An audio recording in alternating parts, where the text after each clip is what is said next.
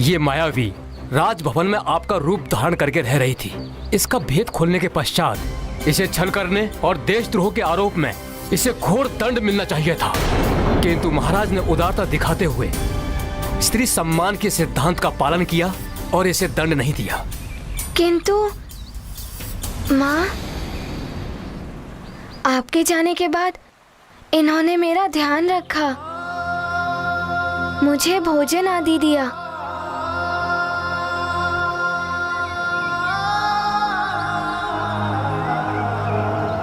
मैंने इसे दंडित करके यहाँ से जाने का आदेश दिया था, किंतु ये हनुमान के आने तक यहाँ रुकना चाहती थी।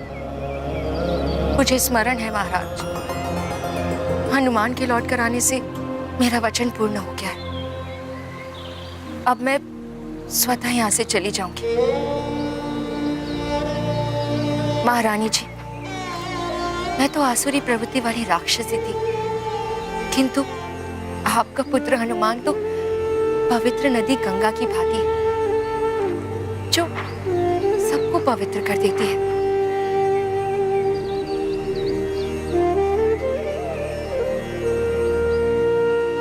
किंतु इसके संपर्क में आकर मेरी राक्षसी प्रवृत्ति भी समाप्त हो गई। अब तुम्हारे लिए यही उचित होगा कि तुम जहां से आई हो वहीं लौट जाओ। मैं चली जाऊंगी महाराज, किंतु मैं जहां से आई थी मैं अब वहां नहीं जाऊंगी, उन राक्षसों के मध्य।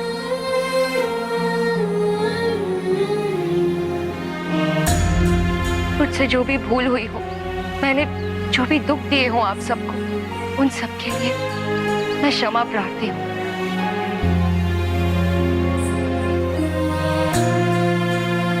आप सबको मेरा प्रणाम।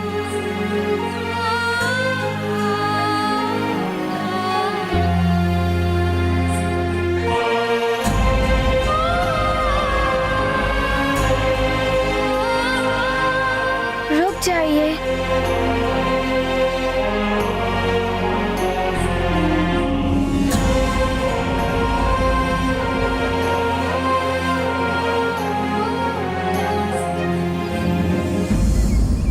आप इस प्रकार यहाँ से नहीं जा सकती।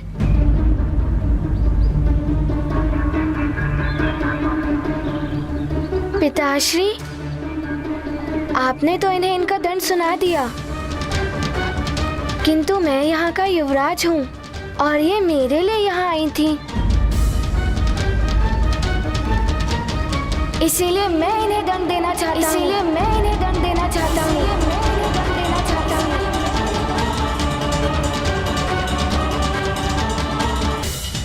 हनुमान इस प्रकार कैसे बोल रहा है? माँ का रूप लेकर इन्होंने मुझे छला था, इसीलिए इन्हें दंड देने का अधिकार मेरा भी है।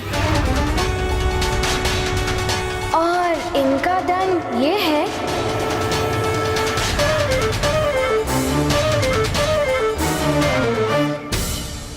कि इन्हें राजभवन में ही रखा जाए।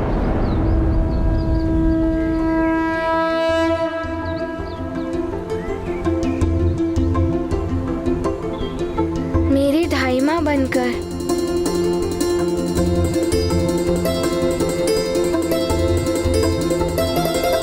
किंतु ये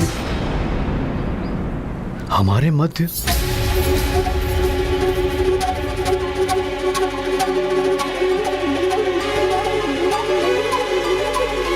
पिताश्री, इनका हृदय परिवर्तित हो चुका है। मैंने इनमें अपनी माँ को देखा है।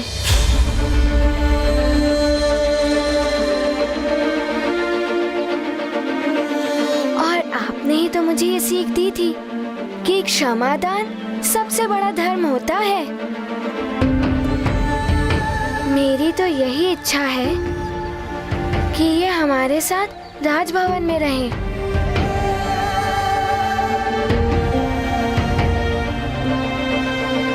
हनुमान को समझाओ, एक राक्षसी हमारे मध्य कैसे रह सकती है?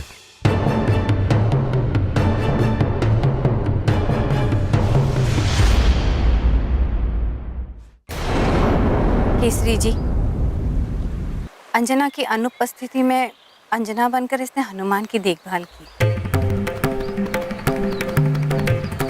मेरी पुत्री की भांति रही। हनुमान की अनुपस्थिति में हनुमान की भांति ही उसने मुझे अतिबल के आक्रमण से बचाया। हनुमान की भांति ही आपके साथ राक्षसों से लड़ी।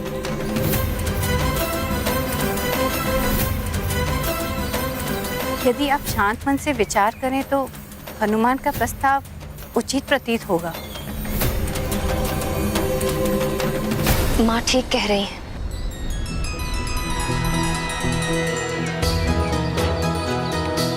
मुझे भी इसके नेत्रों में हनुमान के प्रति माँ की भांति प्रेम दिखाई दे रहा है। मेरी अनुपस्थिति में तुमने हनुमान के लिए जो कुछ भी किया, माँ व महाराज के लिए जो किया, उसके लिए मैं तुम्हारी आभारी रहूंगी। मुझे तुम्हारी हनुमान की धाई माता बनना स्वीकार है।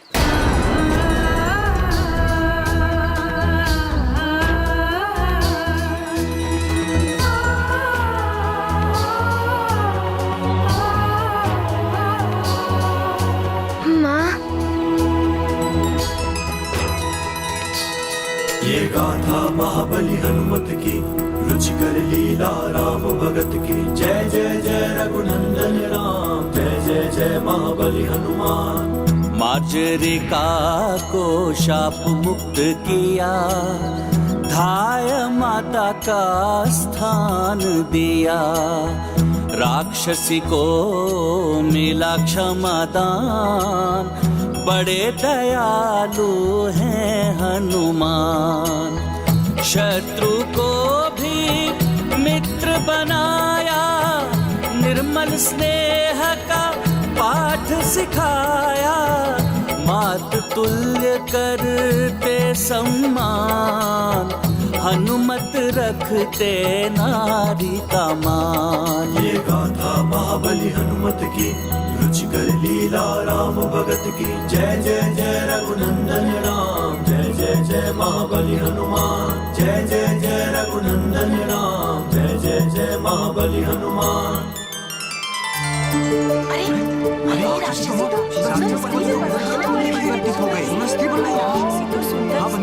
राक्षसी तो सुंदर स्त्री में परिवर्तित हो गई। हाँ बिल्कुल आश्चर्य। हाँ देखिए,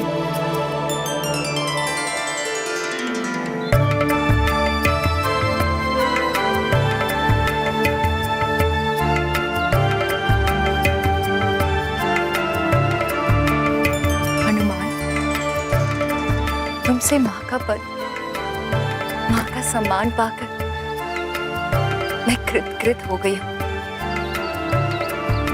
मैं भी महारानी अंजना की भांति ही एक अप्सरा थी।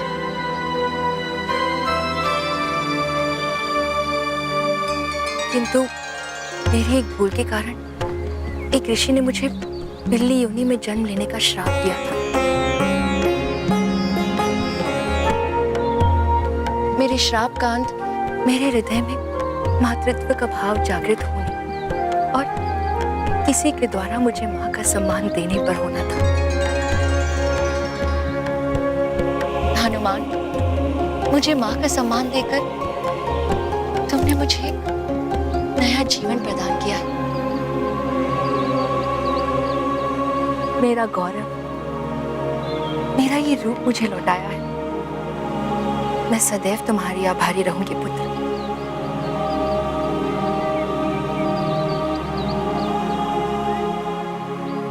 महारानी अंजना, आपका पुत्र हनुमान विलक्षण है। प्रणाम देवगुरु जी। देवगुरु बृहस्पति।